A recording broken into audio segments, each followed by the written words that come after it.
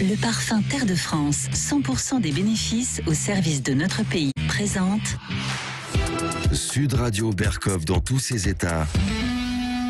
Le face-à-face. Mais avant le face-à-face, juste deux précisions. Primo, Grigny, ce n'est évidemment pas Seine-Saint-Denis, mais dans l'Essonne. Ma langue a fourché.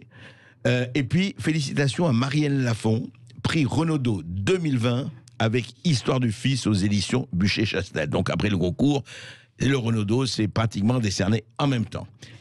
Clémence. Et voilà, et aujourd'hui, donc, André Berkoff reçoit Rokhaya Diallo, militante antiraciste, féministe, éditorialiste, réalisatrice et auteure de cette BD, M'explique pas la vie, mec. Et c'est illustré par l'illustratrice Blachette et c'est aux éditions Marabout.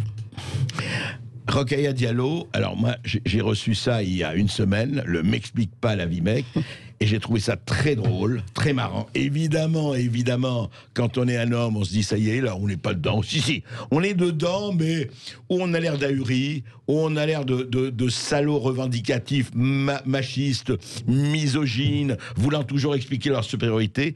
Mais je dois dire que j'ai beaucoup aimé le bouquin, il est drôle, il est plein d'humour, il est très bien dessiné, bien écrit, c'est vrai que c'est très drôle. Et puis alors, vous n'avez pas, toutes les situations sont là, hein, vous en avez évité aucune, là, je vois.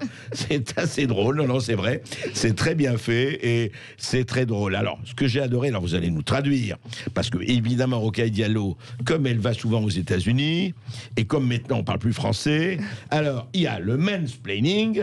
On va vous expliquer tout ça, mais attendez, c'est pas fini, hein. Il y a le mansplaining et il y a le interrupting, oui. Voilà. Et le manspreading. Alors, expliquez-nous d'abord pourquoi ce bouquin. Vous avez voulu aller, on sait très bien que vous êtes féministe, on vous présente pas Rokhaya Diallo, mais vous avez voulu quoi dire, allez, dans des tas de situations du quotidien, il y a des choses à faire et c'est ça que vous avez voulu faire. Absolument, vraiment le livre avait pour objet de promouvoir la prise de parole des femmes dans l'espace privé, dans l'espace public et de montrer que souvent les femmes, quand elles essayaient de prendre la parole, elles étaient entravées par des hommes qui sont beaucoup plus à l'aise qu'elles. Et ce qu'on appelle le mansplaining, donc c'est la contraction en anglais de man et explaining, ça se dit en français m'explication. Nos cousins du Québec parlent de m'explication. Et en fait, ce sont les situations où des hommes expliquent à des femmes des choses qu'elles savent mieux qu'eux. Alors, par exemple, sur un sujet dont elles sont expertes, des hommes vont tout d'un coup s'improviser expertes et leur expliquer qu'elles devraient lire tel ou tel livre, etc.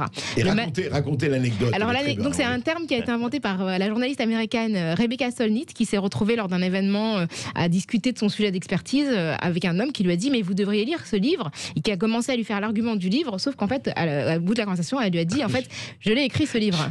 Voilà, c'est une situation assez classique qu'on retrouve de manière assez régulière, mais voilà, qui montre bien à quel point parfois on n'est même pas entendu comme étant experte et quelqu'un pense qu'il a des choses plus intéressantes à nous dire que nous-mêmes avons à dire. Le maninterrupting, donc c'est la contraction de man et interrupting, donc en anglais, donc le fait que, on le voit dans les débats politiques, hein, les femmes sont interrompues 5 fois plus que les hommes, souvent, dans vraiment, quel que soit. Statistiquement, on peut le dire. Par exemple, lors du débat entre Hillary Clinton et Trump, donc en 2016, il a interrompu 51 ou 57 fois. Et l'inverse n'était pas forcément vrai. Et on l'a vu dernièrement avec les vice-présidents Mike Pence et Kamala Harris.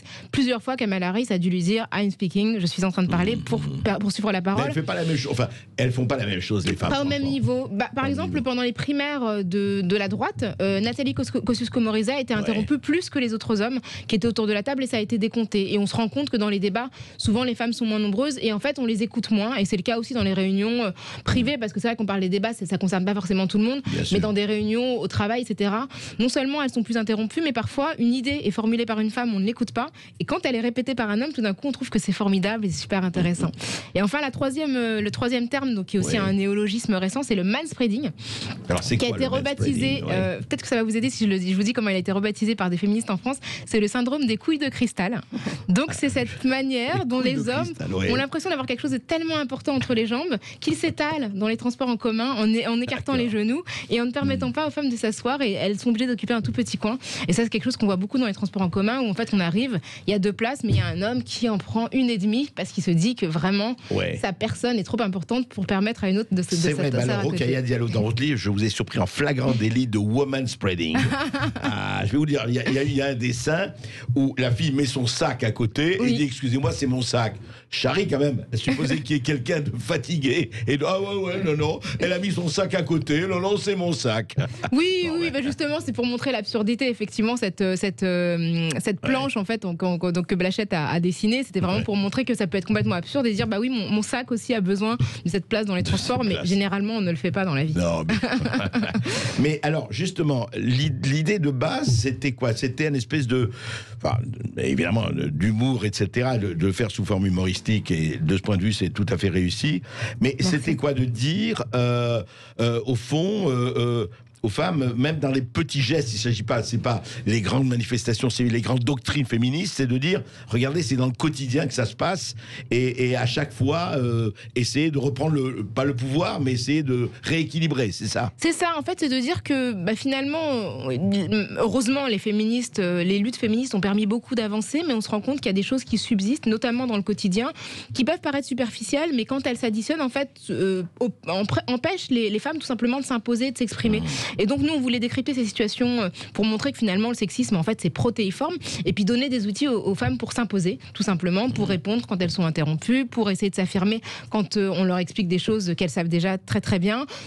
Aussi, c'est des choses qu'on voit aussi. On a vraiment, comme vous le disiez au début, essayé d'exposer toutes les situations du quotidien. Donc la salle de sport, quand on essaie de faire un créneau, quand on va essayer d'acheter des choses dans une boutique de bricolage. Mais ça va très loin. Par exemple, oui, bonjour, ici électricien, je vous appelle suite à la coupure d'aujourd'hui. Oui, effectivement, dit la femme.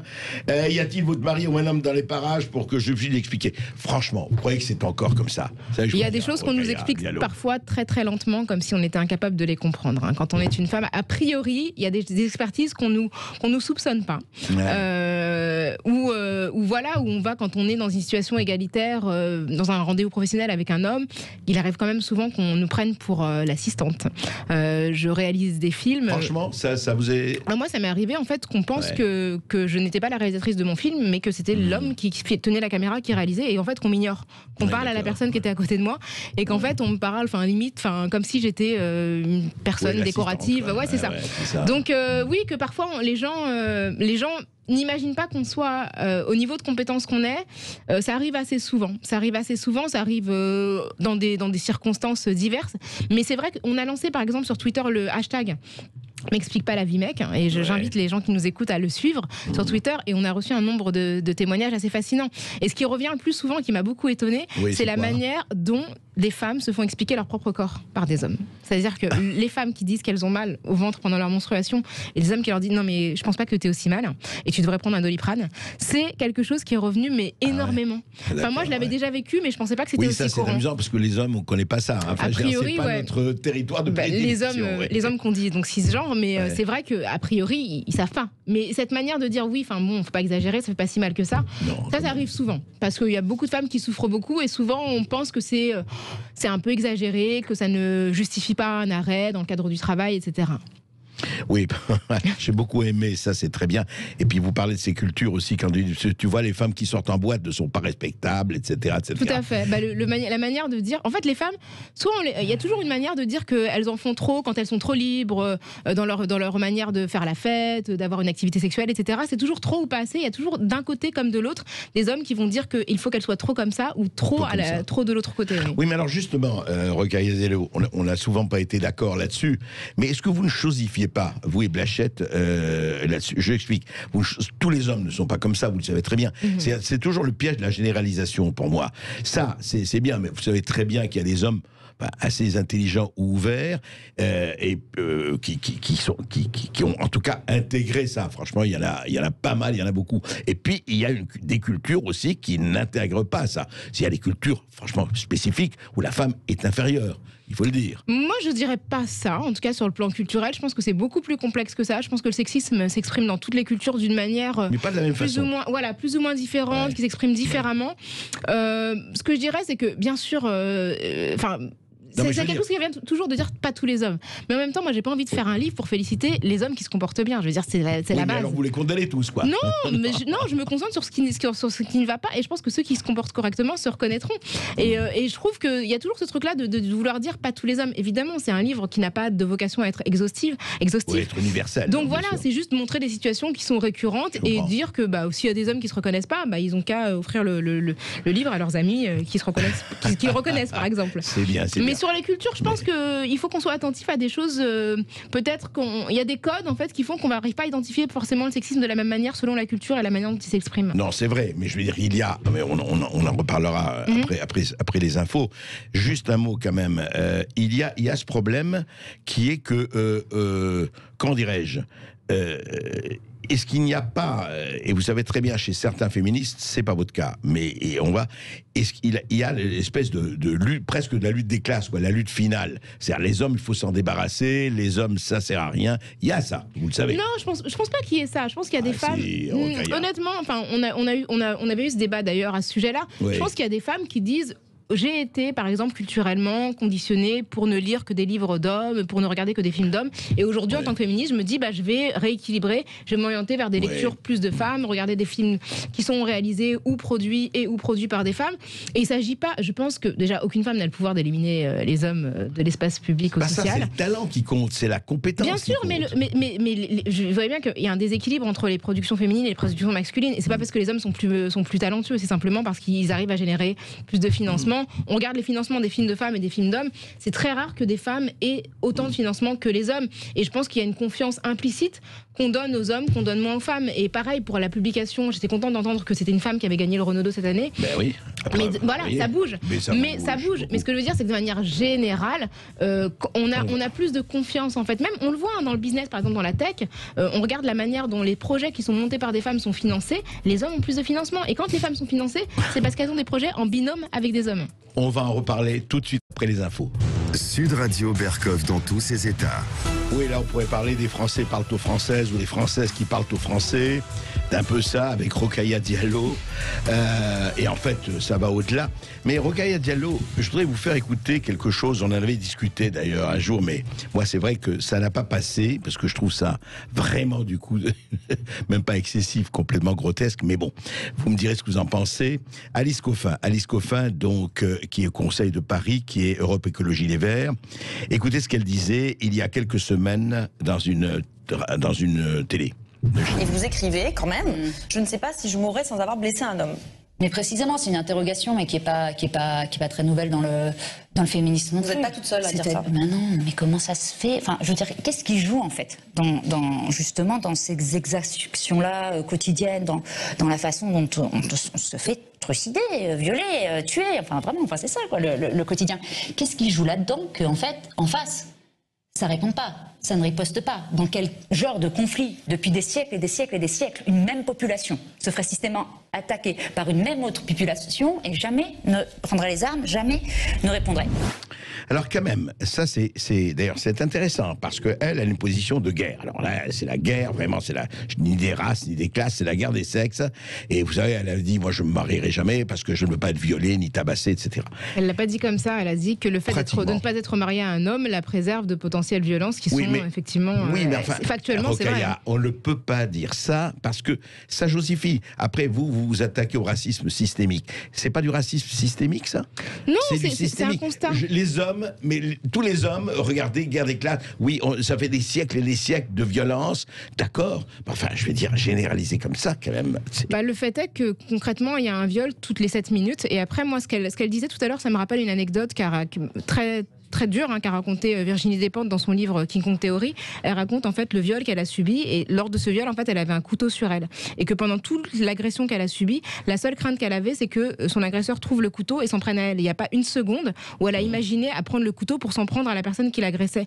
Et c'est ça qu'elle dit en fait, Alice Coffin, c'est qu'elle est étonnée que finalement il n'y ait pas de riposte plus violente de la part de femmes qui subissent des agressions quand même assez importantes. Oui, vous savez, cette Jacqueline, 70 ans, Jacqueline Sauvage, oui, mais c'est très rare. Oui, je veux dire, c'est ça a clair. quand même, enfin, de manière générale, enfin, quand Oui. on se dit qu'il y a un viol toutes les 7 minutes, qu'il y a une femme qui meurt tous les 2 jours et demi sous les coups d'un homme, et que finalement il y a très peu d'hommes qui font face à des conséquences physiques par rapport à ce qu'ils vivent, je pense que les femmes sont quand même très pacifiques. Non mais attendez, elles sont très pacifiques, on est d'accord. Mais encore une fois, ce n'est pas ça le problème. Le problème qui est posé, c'est qu'on a l'impression que potentiellement, pour Alice Coffin, tous les hommes sont des violeurs en puissance. D'ailleurs, c'est ce que disaient d'autres aussi, d'autres ultra-féministes. Tous les hommes, tous, je dis bien, parce que quand vous parlez, vous parlez, pas vous, enfin Alice Coffin parle et puis d'autres, on a l'impression que quand ils disent les hommes, vous savez, quand vous dites les juifs, les noirs, les arabes. Moi, c'est ça qui me... Oui, sauf que les juifs choque profondément. ont été victimes d'une oppression d'État, ils ont été victimes d'un génocide, donc du coup c'est vrai que les hommes n'ont jamais été victimes d'une oppression systémique. Et du coup, moi, ce qui m'intéresse quand on dit ça, c'est de dire pourquoi on a absolument ce besoin de dire que tous les hommes ne sont pas comme ça, alors que les hommes sont nombreux à être comme ça. Et moi, ce qui m'intéresse, c'est de savoir comment se fait-il qu'il y ait autant... à votre avis, franchement. Je ne sais pas capable de chiffrer, mais il y en a quand même beaucoup. Je veux dire, quand il y a une femme qui meurt tous les 2 jours et demi, ça fait trop, en fait. Et pour moi, ce qui m'intéresse, c'est pas de passer du temps à dédouaner les hommes qui se comportent correctement, mais plutôt de passer du temps à se dire comment se fait-il qu'il y ait autant d'hommes, en fait, qui considèrent que le corps des femmes leur appartient au point de les violenter, au point de les briser. Et là, on va au-delà du livre, mais c'est intéressant. Le problème, c'est que non seulement vous les dédouanez pas, mais vous dédouanez les autres. Quand vous dites, et franchement pas vous, mais tous, quand vous dites, voilà, les hommes, potentiellement, voilà ce qui se passe, etc. Donc, le type, il dit, bah écoutez, tout le monde fait ça, donc moi aussi, je vais faire ça. Bah non, au contraire. Mais au si, contraire, ça ne va pas du tout. Le violeur potentiel, ou le type qui dit, ouais, vous êtes toutes des putes, ou des chiennes, ou etc. Il va dire, ouais, mais tous les hommes sont comme ça, alors pourquoi vous allez prendre à moi? Bah, sauf s'il y a vraiment un discours qui dit qu'il faut que ça cesse, et qu'il y a une question qui est liée à l'éducation. Il y a aussi des numéros d'écoute qui permettent, par exemple, aux hommes potentiellement violents, peut-être d'échanger par rapport à leur violence. Enfin, moi, je pense que le fait de le dire, ça permet de dire que... Parce qu'en fait, ce que disent les féministes, souvent, moi, ce que j'ai remarqué, c'est que toutes les femmes connaissent des femmes qui sont fait violer, mais aucun homme ne connaît de violeur. Et à un moment donné, c'est pas possible. C'est-à-dire que moi, je veux dire, parmi mes amis, la majorité de mes amis ont subi des agressions sexuelles. Comment se fait-il que... La majorité. Ouais. C'est extrêmement commun dans l'enfance. Enfin, je veux dire... Et ça va, je veux dire, les agressions sexuelles, ça va du viol à l'agression sexuelle dans le métro. On se fait... Enfin, je veux dire, moi-même, dans le métro, j'ai été touchée contre mon gré, quoi. Et lorsque j'étais adolescente. Donc, on a toutes subi ça à un moment de notre vie, mais personne ne connaît aucun homme qui fait ça. Je veux dire, il y a un moment donné, il y a des gens qui sont dans le déni. C'est pas possible. C'est pas possible que nous, les femmes, nous soyons parce que autant on les fréquente documentés. pas.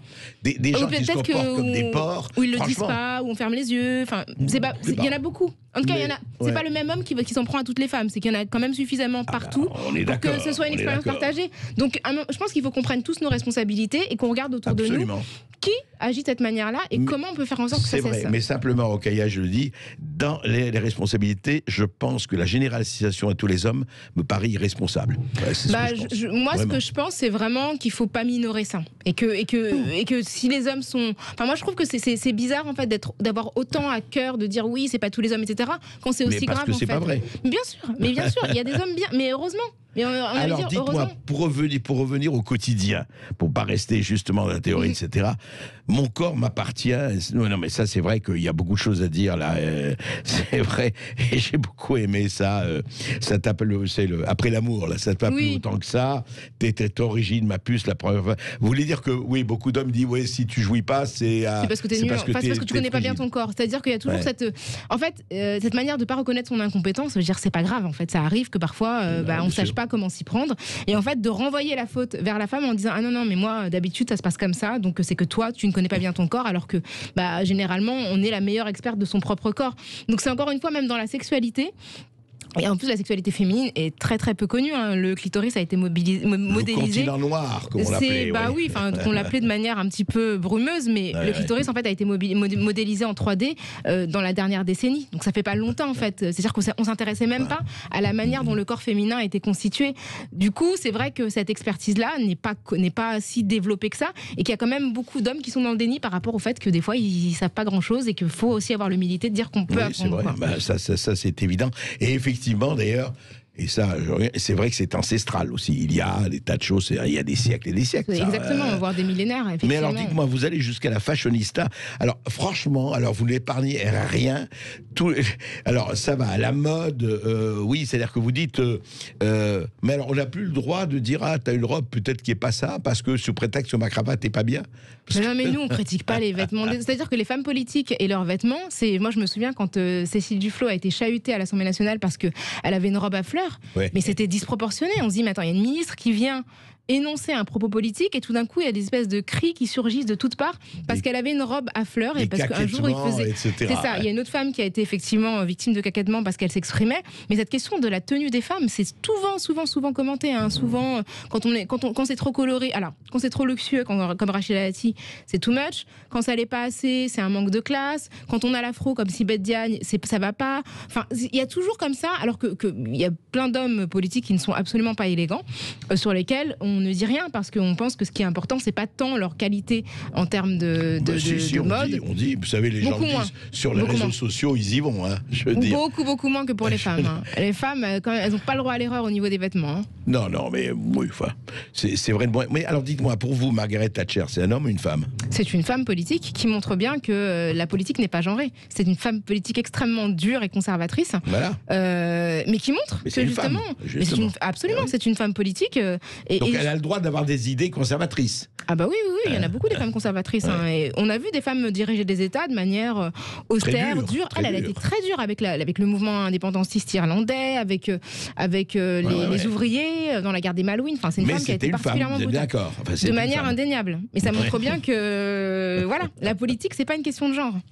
Et alors, oui, mais est-ce que la politique, est-ce que le reste n'est pas non plus question de genre? Est-ce qu'il n'y a pas, par exemple, et vous le savez très bien, des executive women dans le business, je sais qu'il y en a moins que des hommes, mais elles se comportent quelquefois aussi durement et même beaucoup plus durement que certains hommes. Bah, c'est parce que aussi, il y a la manière dont les affaires ont été organisées survalorise aussi une forme de dureté, c'est-à-dire qu'on peut aussi entendre qu'il ne soit pas nécessaire de faire preuve de brutalité pour faire des affaires, pour faire du business. Après, c'est vrai que ce qui est promu dans ce monde-là, c'est la brutalité, c'est une forme de fermeté. Il n'y a pas une façon féminine de faire du business, c'est ça que je veux dire. Je pense pas. Je pense pas. Mais après, les hommes et les femmes sont élevés avec des injonctions différentes. C'est-à-dire que dès l'enfance, on voit qu'un petit garçon qui pleure, on lui dit pas la même chose qu'à une fille qui pleure. Le petit garçon, généralement, on lui dit d'arrêter parce que voilà. La petite fille, on va la consoler différemment. Et de la même manière, il y a des tests qui ont été faits avec des bébés. Des bébés qui étaient identiques en fait, et selon qu'on disait aux gens que c'était des petits garçons ou des petites filles, les pleurs n'étaient pas interprétés de la même manière.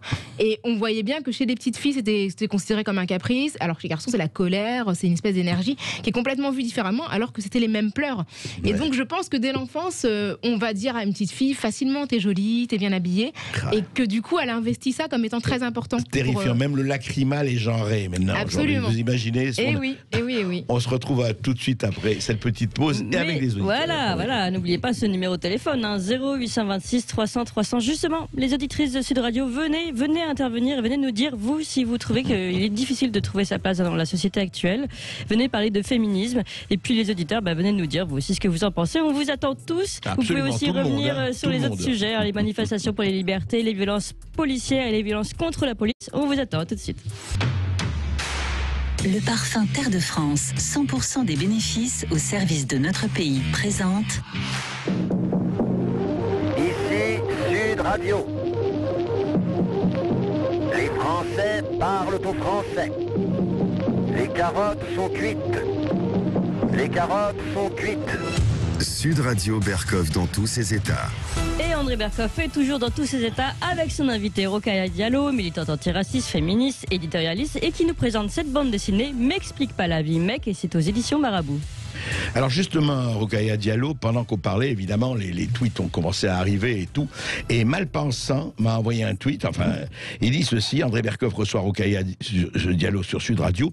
Est-elle capable de faire une phrase sans le mot femme, une féministe qui passe son temps à se victimiser et n'hésite pas à user de préjugés qui l'offusqueraient s'il la visait? Tout est bon pour taper sur le mal. Alors, je parle de femme aujourd'hui parce que c'est l'objet de ma bande dessinée, mais je suis tout à fait capable de faire des phrases sans le mot femme. Je l'invite d'ailleurs à consulter mes autres livres, mes documentaires. Les sujets que j'aborde sont variés. Je pense pas qu'il s'agisse de victimisation, il s'agit simplement d'un constat. C'est un travail, parce que c'est vrai que les gens aiment bien réagir comme ça un petit peu à chaud, mais c'est un travail qu'on a fait avec Blachette, de documentation, avec des chiffres, avec des notions qu'on a étudiées. Donc c'est pas juste comme ça une idée. Oui, c'est pas une réaction hormonale. Alors là, ça c'est du mansplaining. Bien sûr. Ah bah, non, je pouvais pas le rater. Ça. Ah bah là, vous ne l'avez pas raté, je vous le confirme. Non, c'est une analyse. C'est une analyse qui est effectivement issue d'une expérience personnelle, de l'une et de l'autre. Mais c'est intéressant aussi parce qu'on n'a pas le même âge. Je pense pas. Vous avez demandé à l'état de filles ou de femmes. Absolument. Autour de nous, c'est des choses qu'on a constatées. Mais déjà, c'était intéressant. Entre Blachette et moi, on n'a pas le même âge. Moi, j'ai 42 ans. Blachette a la vingtaine. Donc, on n'est pas de la même génération. Et c'est intéressant de voir que d'une génération à l'autre, on constate des choses quand même assez similaires. Et puis après, c'est des choses qu'on a observées dans les médias et qui nous ont été rapportées également. Et après, évidemment, des choses qui ont été étudiées. Bien sûr. Clémence? Allez, ça vous fait réagir en tout cas tout ça. Et vous nous avez appelé au 0826 300 300. On donne tout de suite la parole à Firat qui nous appelle de Paris. Bonjour Firat. Bonjour, bonjour tout le monde. Oui, bonjour Firat. Bonjour. Merci de me donner la parole. C'est un plaisir d'être sur votre radio. Ouais, je voulais parler des violences policières. J'étais à la manif place de la République. Oui. Alors déjà, c'était full, c'était blindé. J'ai vu qu'on disait que c'était 45 000 personnes dans les journaux, ce qui est faux. C'était beaucoup plus, selon vous. Ah oui, c'était rempli jusqu'à Bastille. On n'arrivait pas à peine à marcher. D'accord. Donc, et puis on s'est aperçu d'une violence qui a commencé près d'un certain groupe de policiers. Donc c'était des jeunes qui se revendiquaient Antifa, donc qui ont commencé à barricader. À faire un barrage avec tous les objets qu'ils trouvaient autour d'eux, à renverser une caravane, à abîmer du matériel. J'ai pu avancer et voir des casseurs abîmer les restaurants. Enfin, c'est incroyable en sachant que tous les restaurateurs en ce moment, c'est très compliqué pour eux. Ils venaient d'ouvrir. Ouais. Voilà, c'est ça. Vraiment, ces gens-là n'ont rien à faire dans les manifestations et ils créent un désordre et une mauvaise image de ce que le message, les manifestants ont voulu passer comme message, à travers leur nombre. Voilà.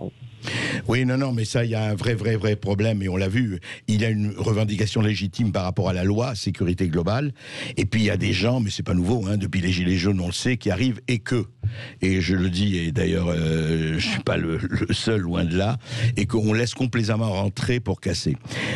D'autres, Clémence? Oui, bien sûr, on va donner la parole à Florence, qui nous appelle de Guétari. Bonjour Florence. Oui, Florence, bonjour. Oui, bonjour à toute l'équipe. Je sais que j'ai pas trop le temps. Bonjour Monsieur Berkoff. Bonjour à votre invité. Donc je voulais parler moi par rapport. Vous m'entendez ou vous voulez... Très bien. On vous entend très bien, Florence. Bon, évidemment. Voilà. Alors les violences policières.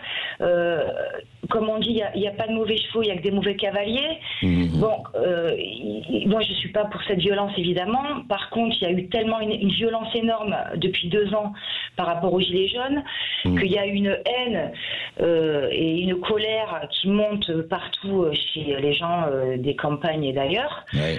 Comme disait votre invité. On l'a vu à Cahors, vous avez vu Voilà, dans les campagnes, c'est vrai qu'on a moins la colère parce qu'on a de la chance d'être... Mais on sent qu'il y a une tension. Et comme je disais à un de vos invités il y a très longtemps, pardonnez-moi, mais il y a une milice. Pour moi, les policiers sont en train de faire une milice d'État plus que pour nous protéger, nous. Donc ça, c'est un autre sujet, mais il n'empêche que... Voilà. Et après, évidemment, ils sont énervés, mais je ne cautionne pas du tout la violence qui a été faite aux producteurs de musique. Donc bon, là-dessus, il faut changer de gouvernement, c'est sûr, c'est clair. Après, je voulais parler, je suis contente que vous invitiez une femme, parce que... Ça m'arrive, ça m'arrive, je vous assure. Plus souvent qu'à mon tour. Et c'est dommage que vous n'ayez pas Monsieur Julien Rochedi avec Madame Rokhaya Diallo, parce Monsieur que justement... qui Julien Rochedi. Il était président du FNJ. Non, mais vous avez... Parlez-moi de, voilà. Donc, du sujet. moi, je suis tout à fait d'accord avec elle. Il y a un problème énorme avec le patriarcat chrétien, le patriarcat musulman aussi. Donc, ça, il faut en parler parce que, bon, cette immigration aussi qu'on a, notamment donc avec un islamisme et autres, hein, en Afrique, il y a du matriarcat, mais le patriarcat est dominant.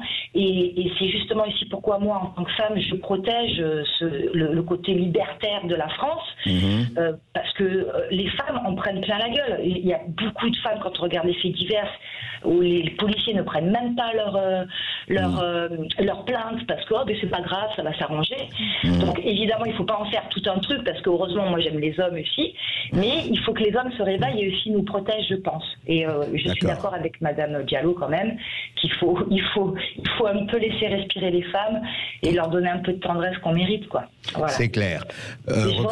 Rokhaya, sur le patriarcat. Je suis complètement d'accord. Je pense que le patriarcat est un phénomène global, qu'il faut vraiment agir partout en fait où il prospère et malheureusement il a lieu sur tous les continents et qu'il y a vraiment un phénomène de déconstruction à opérer. Et vraiment pour le coup, je pense que c'est important de s'y opposer, quels que soient les auteurs, et essayer de le lire avec la même exigence. Et je pense que vraiment, moi, je suis d'accord avec vous sur le fait qu'il y a encore des combats à mener par rapport à la manière dont sont formées les personnes qui reçoivent les plaintes des femmes. Il y a toujours cette question de la crédibilité des femmes qui est extrêmement difficile.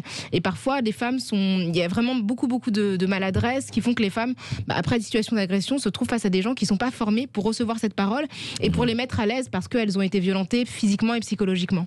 Bien sûr. Alors, on va donner la parole à Marie-Claire. Elle est là, Marie-Claire ? Oui. Bonjour Marie-Claire. Bonjour tout le monde. Bonjour. Alors, déjà, je voudrais m'exprimer sur les violences policières, mais avant, je voudrais dire quelque chose à Rokhaya Diallo. Je voudrais lui dire, je ne comprends pas pourquoi elle dit, les hommes, quand ils disent « le corps de la femme m'appartient », attendez, je ne pense pas que quand un homme va taper sur sa femme, il tape d'abord parce qu'il pense dans sa tête que le corps de la femme lui appartient, et il lui tape dessus parce qu'il est en colère. Il n'a pas cette pensée-là. Ça, je ne comprends pas. Moi, je ne pense pas qu'un homme il tape sur une femme parce que dans un premier temps, il se dit son corps m'appartient. Ça, je trouve ça ridicule, voyez-vous. Alors, je peux vous répondre là-dessus. Oui. Souvent, les femmes qui sont violentées, ce sont des femmes qui sont violentées par leur conjoint, par leur ex-conjoint, notamment dans des situations où en fait elles veulent rompre. Et souvent, les brutalités, ça arrive très très souvent que les brutalités qui occasionnent la mort soient le fait d'hommes qui refusent en fait que les femmes s'en aillent, quittent le couple, quittent le domicile conjugal. Et là, il y a vraiment dans cette démarche de violence extrême qui peut conduire à la mort, l'idée que la femme ne doit pas avoir d'autonomie et n'a pas le droit de quitter le giron familial. Et donc, ça ne veut pas dire que l'homme concrètement se dise de manière très claire, son corps m'appartient, mais se dit, j'ai le droit de disposer de ce corps et ce corps-là doit agir selon ce que j'ai décidé. Et c'est en ça que ça signifie. Quand on dit qu'un corps nous appartient, ça veut dire que le corps de quelqu'un, on s'autorise en fait à le brutaliser et que donc ce corps n'est pas possédé par la personne, mais par nous, puisqu'on pense qu'on a le droit de le brutaliser. Non, je suis pas d'accord là-dessus. Je pense pas qu'un homme, c'est la jalousie qui fait. Je suis d'accord avec vous quand vous dites il lui tape dessus parce qu'il veut pas qu'elle parte. Ok, mais il a pas le temps de réfléchir que c'est parce qu'elle a pas le droit d'être autonome. C'est ce qu'on appelle l'inconscient, madame. C'est pas forcément une réflexion, c'est inconscient. Non, en fait, je crois oui, vous n'êtes pas en désaccord profond là-dessus, mais ça dépend justement. C'est une appropriation qui n'est pas une appropriation physique, mais une appropriation psychique, je dirais. À tout de suite, on se retrouve après ceci. Sud Radio Berkov dans tous ses états. Et les Français parlent au français, et les Françaises parlent aux françaises. Et tout de suite, on retrouve André Berkoff et son invité, Rokhaya Diallo, qui présente sa bande dessinée M'explique pas la vie, mec, et c'est aux éditions Marabout. On donne la parole à Cédric Deléraud, qui a composé lui aussi le 0826 300 300. Bonjour Cédric. Oui, bonjour Cédric.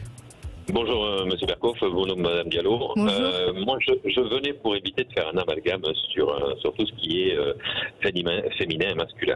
Je suis très heureux d'aimer les femmes, mais il y a quand même un truc qui est très très fort, c'est qu'en fait une femme en fait a la possibilité mentale de faire vriller un homme. Ça faut pas l'oublier. Après on prône le côté, comment on appelle ça, j'arriverai pas à trouver le mot.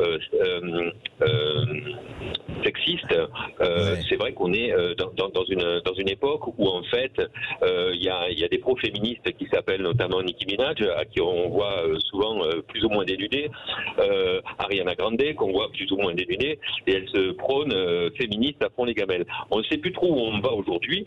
Et pour certaines informations, j'ai eu des personnes autour de moi qui ont été plus ou moins poussées à bout, et dont la femme a fait vriller l'homme, dont la femme en fait a fait la pire misère parce qu'elle avait juré de faire la misère si son compagnon l'a quitté, et ça s'est produit, et elle lui a fait les pires misères possibles et imaginables. Et un jour il m'a appelé, il m'a dit, tu sais que il y a des fois j'ai envie de la tuer.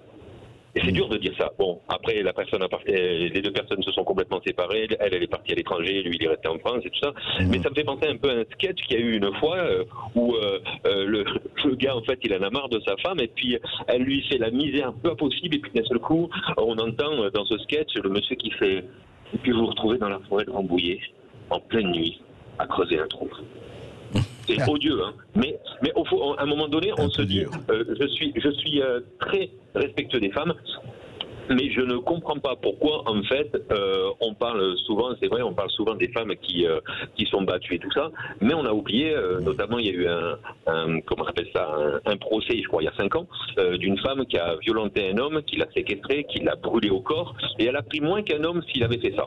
Donc j'aimerais un petit peu, Madame Diallo, savoir ce que vous pensez là-dessus, parce que franchement c'est un petit peu étrange quand même. Oui, c'est intéressant, hein, Rokhaya, parce qu'il y a aussi, enfin il faut entendre ce truc des hommes, parce qu'il y a aussi des femmes qui poussent les hommes à bout. Ça existe. Alors, que les femmes puissent être désagréables, qu'elles les poussent à bout, ça ne justifie jamais aucune violence. C'est-à-dire que je pense que la réponse, quand il y a un conflit, elle doit être de même nature.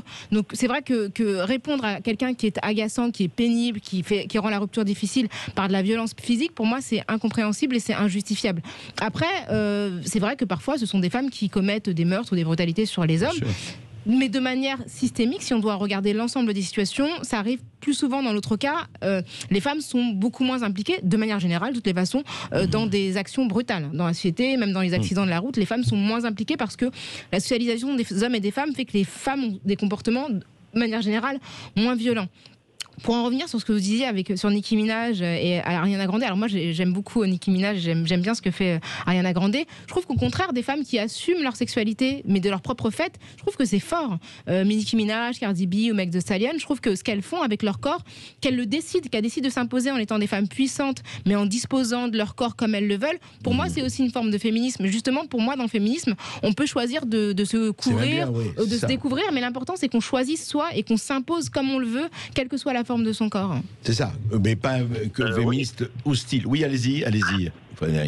Ça pose quand même un problème dans le sens où en fait on dit à nos enfants, moi j'ai une petite fille qui va avoir 2 ans, elle va être amenée à regarder des femmes comme ça et elle va s'identifier à ces gens-là. Et qu'est-ce qu'on va dire après si un garçon agresse une fille parce que la fille est plus ou moins dénudée? L'homme de par base, vous savez que on va parler animal, hein, vraiment, hein, pas comparer un homme avec un chien, hein, ou une femme avec une chienne. Mais pas, quand un chien rencontre une chienne et que la chienne est en chaleur, qu'est-ce qu'il fait? Il se tourne autour. Mais un homme dans le fond lui-même, il est comme ça aussi. Il a quand même des hormones qui fonctionnent. Il a des yeux. Il voit une fille dénudée. Il la voit de telle façon. Qu'est-ce que vous voulez qu'il pense? Mais il ne va pas spécialement la violer, vous êtes d'accord? Il y a une différence entre... Mais je l'entends bien sûr, et je ne suis pas pour, mais il y a quand même des personnes qui ont un cerveau un peu ralenti, on va dire. Moi, ce que je trouve intéressant, c'est que les femmes aussi ont des hormones et éprouvent du désir. Enfin, nous, on n'agresse pas les hommes quand on les trouve désirables. On sait se tenir. J'ai rarement vu un homme porter plainte parce qu'une femme l'avait violé. Oui, parce qu'on a appris à se tenir. Mais ça nous empêche... Oui, mais ça nous empêche pas d'éprouver du désir, simplement quand on en éprouve, on sait se tenir. Et je pense que le fait qu'une femme, même si une femme se promène dans la rue entièrement nue, ça ne justifiera jamais le fait qu'un homme la touche ou l'approche. C'est-à-dire que pour moi, ce sont 2 choses différentes. Vous parliez des petites filles, moi je pense que ce sont les petits garçons qu'il faut éduquer justement pour dire que quelle que soit la tenue que porte une femme, c'est pas un message qui signifie un consentement. Et il y a quelque chose aussi que j'ai remarqué, c'est qu'il y a quand même des hommes qui sont homosexuels et bizarrement, ils vont jamais s'en prendre physiquement aux hommes, ils vont jamais leur mettre des mains aux fesses dans le métro, etc. Donc ça veut bien dire que ça arrive. Rarement. C'est beaucoup plus rare. Dans un milieu où justement, dans le métro, c'est rare que des hommes mettent des mains aux fesses à d'autres hommes au hasard. J'habitais dans le 1er arrondissement à l'époque à Paris, effectivement, je n'ai pas. Non, mais dans le métro, est-ce que ça vous est déjà arrivé qu'un homme dans la rue, Rokhaya, qui mette des mains aux fesses à des hommes au hasard? Oui, franchement, c'est très rare. Moi, j'ai vu. C'est très rare. C'est très rare parce qu'on sait qu'il y a potentiellement une rétorsion physique. La différence, c'est qu'on ne le dit pas. Ouais, moi je pense que c'est très rare. Franchement, que des hommes ne sachent pas si les hommes sont... Il y a une main qui est posée aux fesses, faut savoir quelle est la main. Moi je pense que c'est rare. On va pas taper sur la première personne parce qu'en fait on a des soupçons sur telle personne. Donc c'est vrai que c'est un peu compliqué aussi. En tout cas, ce que je constate, c'est qu'on peut complètement résister à une pulsion sexuelle et qu'on n'est pas obligé de toucher une femme parce qu'elle est habillée de manière courte. Voilà. Et il faut apprendre à résister, c'est la chose la plus importante. Et je pense que là c'est de l'éducation. Absolument. Allez, on retourne au standard. En tout cas, ça vous fait beaucoup discuter, c'est très bien. Et vous continuez de nous appeler au 0826 300 300. On donne la parole à Robin qui nous appelle de Perpignan. Bonjour Robin. Oui, bonjour. Robin. Bonjour Monsieur Berkoff et bonjour à votre invité. Merci pour tout ce que vous faites au niveau de la liberté d'expression et de l'information en général. Même si on vous le dit tout le temps, ça fait quand même du bien qu'il y ait une ou deux radios en France qui soient pas totalement... Merci. Mais écoutez, ça me touche vraiment. On va dire. Donc, je voulais revenir rapidement sur la petite querelle de l'auditeur et juste précédent quand... Roca disait une femme pourrait se balader nue. Bah non, enfin déjà. Non, ni un homme d'ailleurs, un homme non plus. Mais c'est de la théorie en fait. Pardonnez-moi. C'est de la théorie, mais c'est déjà pas voir le rapport par rapport à la sexualité des hommes et des femmes qui est complètement différent. Un homme doit chercher du sexe pour en avoir, alors qu'une femme n'a que, on va dire, à donner son numéro pour en avoir. Donc on n'est pas du tout sur la même planète, mais c'est pas grave, hein. On est différents. Parenthèse fermée, je voulais dire que je pense que le type de personnes qui passent leur temps à diviser les êtres humains entre eux, en fait nuisent à l'humanité. Sous leur apparence d'égalité, etc., ils passent leur temps à diviser les combats afin qu'en fait le petit peuple se tire dans les pattes entre lui et lui-même. Et en fait, vous voulez dire que si on divise les hommes et les femmes, on ne s'occupe pas des problèmes les plus importants, c'est ça? Voilà, économiques, sociaux et autres, c'est ça que vous dites? Et ça m'a pas du tout étonné que madame se présente comme antiraciste, féministe, et puis bon, je pense qu'elle passera à autre chose quand ce sera la mode. Peut-être qu'après... Ça fait 20 ans que je suis féministe, monsieur. Ça fait 20 ans que je suis féministe. Oui, mais alors... C'était pas à la mode il y a 20 ans. L'antiracisme, c'est à la mode depuis 35 ans, 40 ans. Est-ce que le racisme a diminué? Au contraire, pas du tout. Il n'y a aucun lien entre les associations antiracistes et le racisme. Donc, en fait, pour moi, je voulais juste dire que pour moi, tout ça, c'est une arnaque, que la plupart des hommes et des femmes s'entendent bien, et que, en fait, on passe beaucoup de temps dans les médias à monter les gens les uns contre les autres pour qu'en fait ils perdent leur temps pour des combats sociétaux et pas du tout pour des combats sociaux.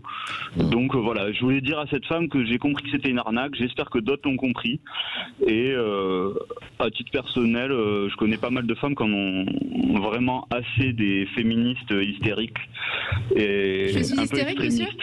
Je suis hystérique, non, mais je vais pas parler de vous. Ah, je sais pas, je vous pose la question. Vous savez d'où vient le mot? Monsieur, vous savez d'où vient le mot hystérique? Oui, ça vient de l'utérus, etc. Voilà. Et pourquoi ça désigne les femmes particulièrement selon vous? Mais c'est pas la question, moi je vous parlais... Non, mais je crois qu'il faut revenir à l'essentiel. Alors je vais juste, je vais me permettre de vous répondre. Moi ce que je trouve intéressant, c'est que bon, on a un homme, on parlait tout à l'heure de femmes qui se font expliquer leur sujet d'expertise, donc je viens de lui dire que j'étais féministe depuis 20 ans, il me dit que c'est un sujet secondaire le féminisme. Moi je pense que quand on vit dans un pays où il y a un viol toutes les 7 minutes et une femme qui meurt tous les 2 jours et demi, ce n'est pas secondaire. Je pense que la vie des femmes n'est pas secondaire. Monsieur, je vous entends pas, je suis parlé en même temps. Donc, d'accord, parlez.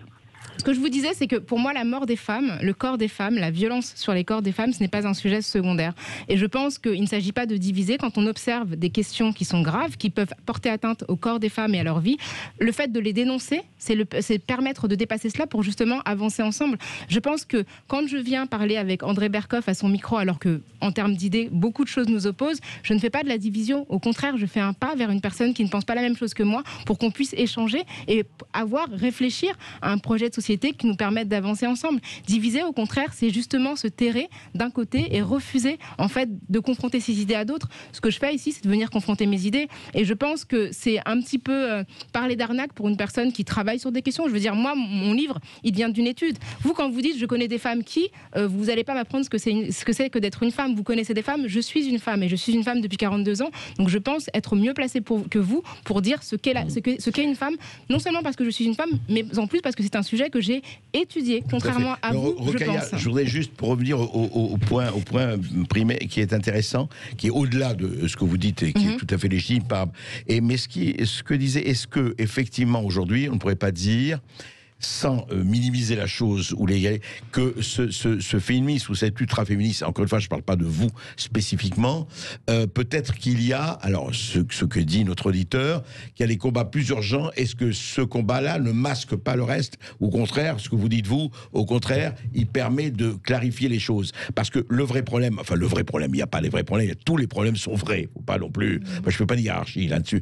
Mais est-ce que les problèmes, par exemple, de chômage, vraiment les problèmes communautaires, les problèmes de précarité, les problèmes de tout ça, est-ce que justement le fait d'une division entre femmes et hommes ne peut pas peut-être les masquer ou en tout cas les diminuer ou les rétrécir? Alors en fait, moi ce que je comprends pas, c'est qu'on puisse penser qu'on est forcément concentré sur un combat unique. Moi j'ai marché contre la réforme des retraites l'année dernière, j'ai soutenu les gilets jaunes, je suis féministe, je suis antiraciste, je lutte contre l'homophobie, c'est-à-dire qu'on peut faire plusieurs choses simultanément. Et moi qu'on me dise qu'il y a quelque chose de moins urgent, de plus urgent que la femme qui est morte avant-hier sous les coups d'un homme, je comprends pas en fait ce que ça veut dire. Qu'est-ce qui est plus urgent que la vie d'une personne ? Qu'est-ce qui est plus urgent que ça ? Il y a aussi des hommes qui meurent, comme vous le savez, sous les coups de femmes, beaucoup moins. Oui, de racailles ou autre chose, peu importe. Mais de manière générale, bien sûr, mais je veux dire, après, j'ai le droit. Bien sûr, valable, mais là, on sait d'où provient la violence, c'est-à-dire qu'on sait que ça découle du patriarcat. Donc moi, je trouve que c'est une bonne chose de se mobiliser. Ça n'empêche pas d'être solidaire d'autres causes. Mais je trouve qu'au contraire, quand ce monsieur dit qu'il y a des choses plus urgentes, c'est lui qui organise une forme de concurrence parce qu'il considère qu'on ne peut pas se mobiliser pour plusieurs choses à la fois. Moi, je me mobilise pour plusieurs choses à la fois. Il y a des gens qui ont faim en ce moment parce que la population française s'est appauvrie.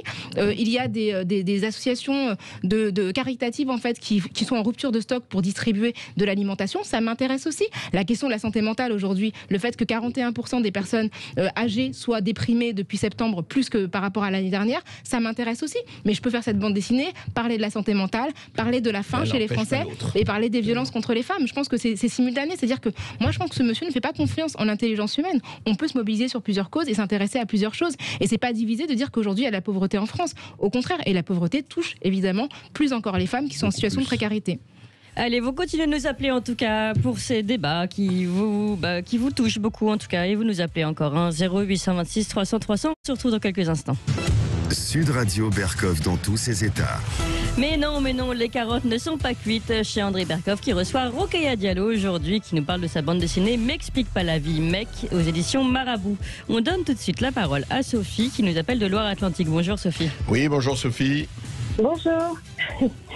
En fait, je voulais intervenir, c'est par rapport à tout ce qui se passe sur le féminisme. Parce qu'en fait, j'ai femme. J'ai l'impression que dans ce mot, on nous met dans un carcan, on nous met dans une boîte, on nous met dans un bloc.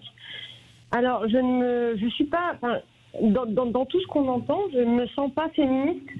Autant je revendique le droit d'avoir été à un moment de ma vie agent de maîtrise en grande distribution, je revendique le droit d'avoir fait mes formations, d'avoir été aussi infirmière. Je revendique tous ces droits-là parce que ce sont mes droits. Mais je ne revendique pas l'égalité, je revendique juste l'équité. C'est-à-dire qu'avant tout, je suis une femme. Et là, à l'heure actuelle, je suis une mère. Une mère de 3 enfants. Et je me retrouve en difficulté certaines fois à faire reconnaître mon droit à vouloir élever mes enfants. Dans une société qui se casse la gueule, excusez-moi du mot. Oui. Mais où j'ai envie de faire reconnaître en fait ma capacité à être maman, à faire l'éducation de mes enfants. Et que l'éducation nationale, de ce côté-là, elle porte très mal son nom. Elle devrait porter le nom d'instruction nationale. Parce qu'elle n'est pas là pour éduquer mes enfants à ma place. Et que de ce côté-là, je revendique, oui, c'est vrai, mon droit d'être une femme et d'être une mère. Voilà. Je crois que c'est très important ce que vous venez de dire, effectivement. Revendiquer son droit d'être mère, parce que ça, on n'en parle pas beaucoup. Et puis, revendiquer l'éducation de ses enfants. C'est vrai, Rokhaya, parce qu'il y a aussi ça, et encore une fois, on parle, c'est qu'il y a cette côté, et moi, c'est vrai, c'est ce qui nous... Enfin, on est en désaccord là-dessus, cette chosification féminisme, cette femme, elle se sent femme, et parce qu'elle se sent femme, elle a envie d'éduquer ses enfants. C'est aussi une forme de manière d'être femme qui est au moins aussi respectable que les autres, en tout cas. La féminité est plurielle. Moi, je le dis toujours, je suis pro-choix. Donc, si madame ne se reconnaît pas dans le terme de féministe, c'est pas grave, en fait. L'important, c'est pas le label, c'est surtout les valeurs qu'on défend. Ce qui m'importe pour moi, c'est moi, c'est vrai que je suis fervente défenseuse de l'égalité femmes-hommes. Après, madame se sent mère et pense que c'est son rôle, c'est un rôle qui est important, qui est fondamental dans sa vie, c'est son choix, et moi, je la soutiens dans ça. Après, il y a des femmes, mais de toute façon, les femmes, même si elles désirent s'occuper, que son travail en fait soit le travail d'éduquer ses enfants, de s'occuper de sa sphère domestique, c'est un travail respectable, et moi je respecte complètement. Après, elle a dit qu'elle a travaillé à plusieurs... pas de travail rémunéré, c'est là que je non, mais c'est pour ça que je parle de travail, en fait. C'est ce que disent les féministes depuis les années 70, madame, c'est que le travail domestique n'est pas rémunéré, alors que c'est un travail qui produit, en fait, qui produit socialement, et qui, donc là-dessus, moi je vous rejoins, je pense que tout ce qui contribue à la vie sociale devrait être soutenu et rémunéré. Maintenant, ce que je trouve important de dire, c'est que toutes les femmes ne revendiquent pas forcément la position de mère. Il y a des femmes qui choisissent de ne pas être mère, et je pense qu'elles sont tout aussi respectables. C'est une liberté aujourd'hui, et que la féminité n'est pas forcément liée à la maternité. Mais celle qui ne veut pas être mère ne l'est pas. Celle qui ne veut pas celle qui ne veut pas être maman ne l'est pas. Celle qui ne veut pas cette responsabilité ne l'est pas. Et celle qui actuellement ne sait pas assumer l'éducation de ses enfants s'en remet à l'éducation nationale. Sauf que l'éducation nationale, c'est pas son rôle. L'éducation nationale, c'est l'instruction nationale. Là, on est vraiment dans le carcan dans lequel on nous met en parlant de féminisme. Mais après, je n'ai peut-être pas vos définitions, et ça, je m'en excuse, parce que c'est vrai que c'est quelque chose, je me sens dans un carcan, dans vraiment quelque chose, dans une boîte très resserrée quand on me parle de féminisme, parce que c'est comme si on me mettait juste à l'endroit d'une femme. Ben non, je suis pas une femme que, justement, je suis un humain, je suis humaine, mais dans mon humanité, ben là, je suis une citoyenne, je suis une maman, je suis une femme. J'ai été active dans ma vie professionnelle. J'essaie d'être active dans ma vie sociale et, comme je le peux à l'heure actuelle. Hein, c'est un peu difficile. Tout est relatif, mais voilà. Je pense que ça se ressent dans ma voix, que ça me touche énormément, parce que c'est. Tout à fait. Quand on parle de féminisme, on nous met tellement dans des on nous met autour d'un ruban rose, quoi. Mais je ne me sens pas dans ce ruban rose, parce que je suis pas révolutionnaire non plus, mais moi, ma priorité maintenant en tant que femme et en tant que femme, c'est avoir ma situation auprès de mon époux, avoir ma situation auprès de mes enfants, mais savoir défendre auprès de la société que oui, là, à l'instant T, j'ai envie d'être mère. Mais et quand j'ai envie de l'être, on ne me le reconnaît plus. Et on me met dans ce cas-là. Économiquement, on ne le reconnaît plus. Mais ça, c'est un vrai débat de société. C'est-à-dire que les féministes, en fait, en tout cas celles que je soutiens, reconnaissent le travail qui est fourni par des femmes, y compris quand il n'est pas salarié. Et ça, c'est depuis les années 70, avec Christine Delphi, par exemple, qui, justement, a participé avec d'autres féministes à imposer le fait que ce travail-là, c'est un travail non rémunéré. Mais c'est quand même un travail. Et ça, là-dessus, moi, je suis d'accord. À partir du moment où on fournit on a une activité qui il faut élever ses enfants, c'est du travail. C'est du travail qui simplement qui n'a pas la reconnaissance de la rémunération. Et il l'a toujours pas. Mais c'est un vrai débat. Ça n'est pas reconnu par l'État comme un travail. Absolument. On nous pique notre poste. En fait, on me pique mon poste par l'éducation nationale. Mais c'est comme les travaux domestiques, c'est un travail aussi qui n'est pas rémunéré. J'ai les dents contre eux, faut pas croire que j'ai les dents acquérées contre l'éducation nationale non plus, pardon. Non, mais après sur la question de l'instruction, je pense que c'est important de dire aussi que même si vous élevez vos enfants, ils sont aussi conditionnés par d'autres sphères, c'est-à-dire que malgré tout, le fait que vos enfants puissent avoir une vie extérieure à travers l'école, à travers ce à quoi ils peuvent être exposés dans les médias et sur les réseaux sociaux, ça participe aussi à leur formation, et donc c'est des choses sur lesquelles il faut aussi être vigilante. Clémence, peut-être un dernier auditeur. Alors, très rapidement, on donne la parole à Pierre de Toulouse. Oui, Pierre. Bonjour Pierre. Considérer la femme comme l'égale de l'homme, c'est faire la différence entre la courtoisie et la galanterie. Il s'avère que lorsque l'homme est trop galant, il enlève une part de la femme au sens de son égalité. Et je vous donne un exemple précis. Moi, je suis un homme d'affaires, et lorsque je veux être influent sur une affaire, c'est-à-dire faire baisser la garde d'un homme comme d'une femme qui est en face de moi, je vais lui mettre la main sur son épaule. Ce qui veut dire dire qu'automatiquement, le lien qui me lie à la personne en lui mettant la main sur l'épaule va lui faire perdre 50% de ses moyens. Et malheureusement, aujourd'hui, carrément, ça je peux vous le dire carrément. Et c'est pour ça qu'aujourd'hui, la vraie question entre l'homme et la femme, c'est que l'homme utilise cette façon d'être extrêmement galant qui, quelque part, la rabaisse. Et tant que l'homme, alors bien sûr, moi on me dit, tu n'es pas assez galant, mais moi je considère la femme comme l'égale de l'homme, et donc automatiquement, en effet, peut-être que je ne vais pas lui tenir la porte lorsque je vais sortir d'une pièce, parce que justement, je considère qu'elle est l'égale de l'homme. Et tant que justement on continuera à infantiliser quelque part la femme, c'est-à-dire à la rabaisser à un niveau où, parce qu'on la met sur un piédestal comme une fleur, comme automatiquement, elle ne pourra pas justement être l'égale de l'homme. Oui, moi je pense que la galanterie c'est une forme effectivement de condescendance, mais la politesse ça peut aussi exister, c'est-à-dire que moi je tiens à la porte des gens qui passent derrière moi, quel que soit leur genre. Donc après effectivement ne pas conditionner sa politesse au genre de la personne, pour moi c'est ça l'égalité.